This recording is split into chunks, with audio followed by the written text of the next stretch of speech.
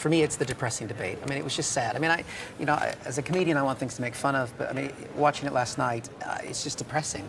I mean, it started in Jerry Springer style with the way that he brought women out, to bring up charges against Bill Clinton, which, whether you talk about those charges are fair or not, but that was a stunt, and I thought that created a terrible tone for the debate and for the country. That was hard to watch.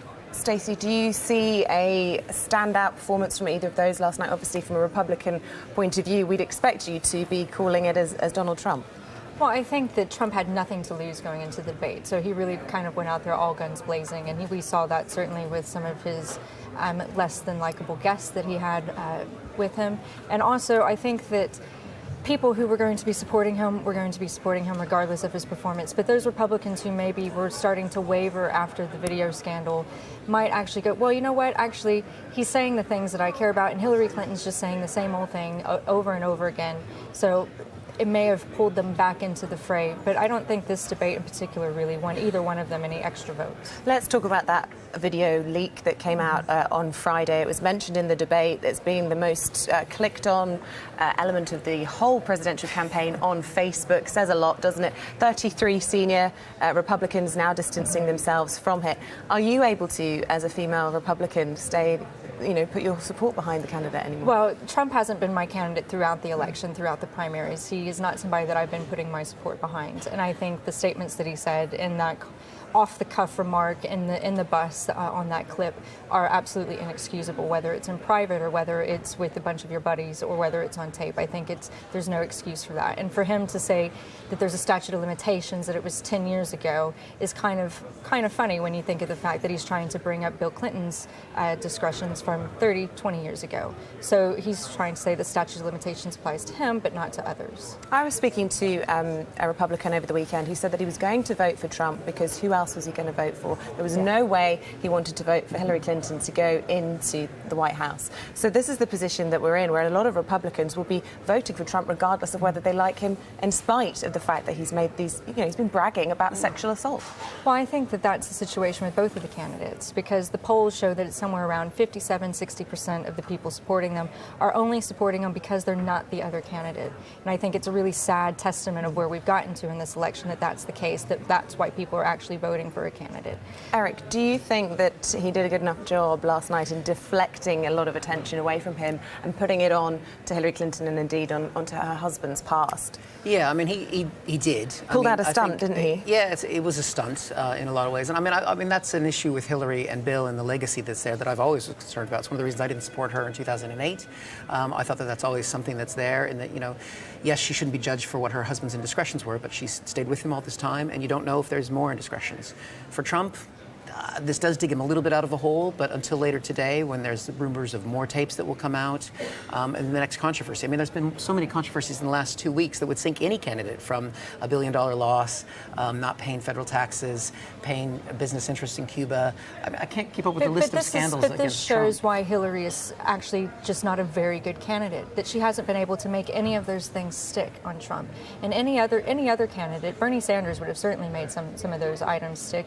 And if any of the other Republicans were running against Trump in this type of race, they would have been able to make those stick, but they haven't been able to. And the reason is that people view Hillary Clinton as being untrustworthy. They don't think of her as being transparent, and they don't trust anything that she says that comes out of her campaign, and they're so tired of the kind of establishment, and you have that feeling across the world. It's not just here. That here in the UK you have it, and I've seen it across African countries as well, that you have this anti-establishment wave. People are just frustrated and angry, and they see somebody who's being unfiltered in Donald Trump, whether they like him or not. They say, we're not electing him because he's a likable guy. We're electing him because it's something different. And as we were saying earlier, how worse can it get? Well, but I don't even think he's really a Republican, and that's why some Republicans are pulling away from him. He's almost running as an independent candidate now. He's hijacked and probably destroyed your party for the most part. I wouldn't say he's destroyed the party. The party's actually stronger. The party's stronger than it's ever been. We have more governors than we've ever had. We have the majority of all the state houses. We have the House and the Senate. So as a party, the party's very strong. What's happened here from the presidential race is an anomaly, I think, actually, when you start to look at how the party's been behaving. We were saying just before the break, weren't we, Stacey, that Hillary Clinton has failed to make the mud stick on Donald Trump, and I just wanted to ask you, Eric, whether or not you think that she managed to make that killer blow or not. Is that a fair accusation? Yeah, I don't think this was as good a debate for her as the last one. The last one, I think, steadied the ship for her. She'd been kind of equalizing in the polls with Trump, and she took a step forward after that, even before a lot of the scandals that came out in the last 7 or 8 days, whatever it's been. I mean, I don't know. Last night was her strategy. She seemed to take a step back and let just Trump be Trump in a way, and maybe that's better. I mean, I would rather see her ignore Trump completely and just talk about a vision for America, because that's something that she's never done, and that's been a huge weakness for her. She did try to do that. To be fair, a couple of times she said that so much of her time she spent trying to address the falsehoods. In fact, I do think we have that clip. Let's play that for you. This was her speaking after the debate when Hillary Clinton said she was surprised by the number of falsehoods that Trump had made during the debate. I pretty much saw what I expected to see, and that's why, the first thing I said was this is something that I've been saying since June, that he's not fit to be president and commander-in-chief. And nothing surprises me about him, really, Dan. I was surprised by the absolute avalanche of falsehoods. I mean, I really find it almost unimaginable that someone can stand and just tell, a falsehood after a falsehood. And, do you all remember PolitiFact said that he was the most untruthful candidate they'd ever evaluated? And we sort of did the numbers.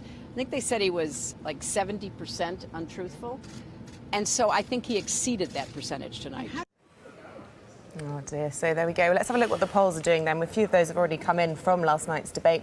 According to them, Hillary Clinton was the winner. This is the CNN poll. They had her on 57% and Trump on 34%. But meanwhile, the YouGov poll had a far tighter majority, but still a victory for Hillary Clinton on 47% to Trump's 42%. I mean, still very tight margins, Stacey. Yeah. I think that YouGov poll is probably a bit more reflective and more accurate.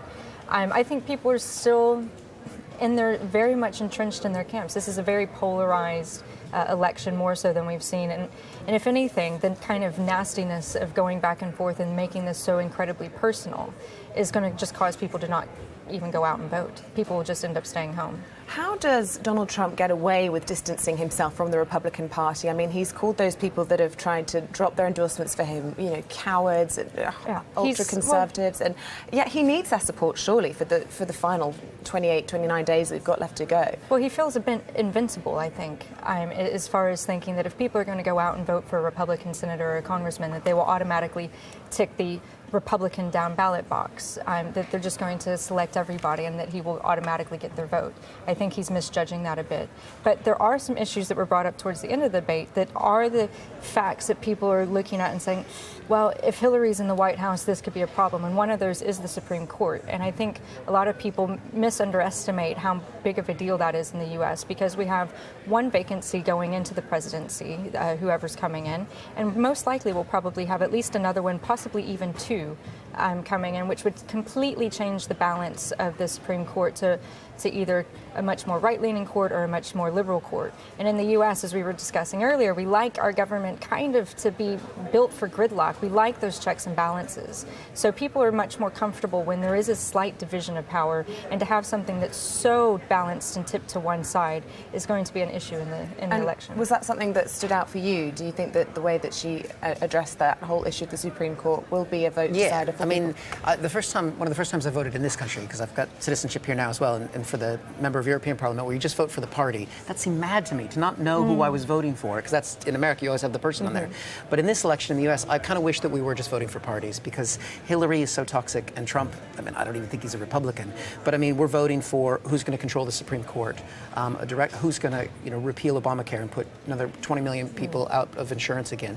So Hillary isn't that exciting, Even though she's from this enormous dynasty, she's got huge experience, she's obviously very intelligent, she's she's lived in the White House before, she's traveled the world. I mean, on paper, you should be pleased with her as a candidate. Yeah, but she also has this problem with being secretive, with being honest, with just likability. I mean, which the Donald Trump brought up, didn't he, during the debate about how she'd acid cleansed her emails after being served a subpoena. I mean, how does she come back from that?